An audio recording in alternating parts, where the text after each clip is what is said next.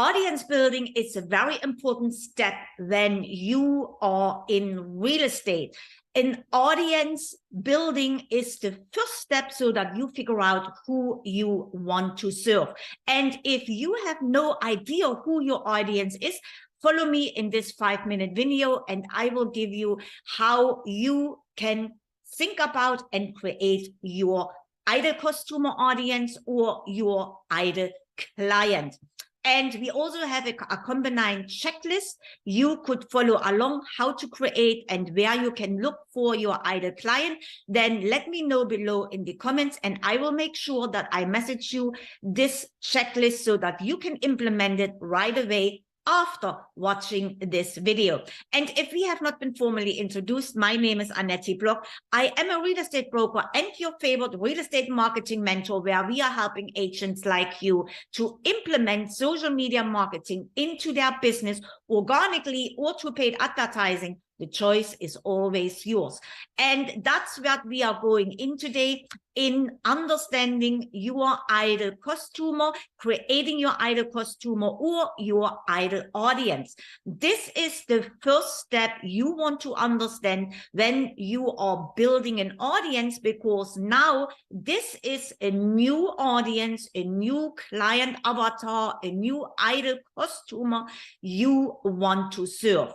Those are the people you never heard of and you had never an interaction. So that is where you start fresh with your audiences. That could be because you moved, it could be you want to expand your business, or you are just starting out as a new agent, where you want to understand who you want to serve and who your ideal customer should be. And you can figure that out where we are going very broad. You have all the people in the world who never heard of you. And now you think about who you want to serve, demographically or geographically. So you could serve people living in the US. So now we are going down a little bit, because you cannot serve anyone and everyone, because you end up with no one, because your message is not clear to the ones you want to serve. So I know many of you are afraid of going a little bit deeper who you want to serve, but it will serve you on the long end much, much better. So you want to serve people in the US, but now you are going a little bit deeper, where you want to serve people living in a certain zip code, maybe living in a country, living in a bigger city, so where you still can go broad and have a good understanding who you want to serve. So in my case, I am down here in South Florida.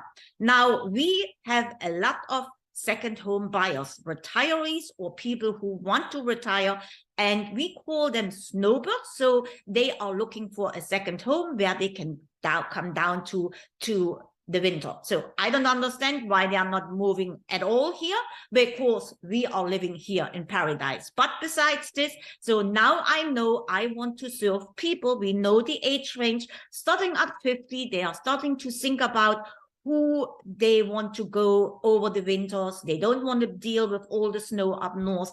And I know our people moving from New York, from New Jersey, from Chicago, those are the biggest areas we see an influx here that are coming over the winter here to South Florida. So now I know already my age, they are 50 and older.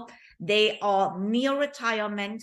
They want to be in the warm during the winter time, so they want to move down.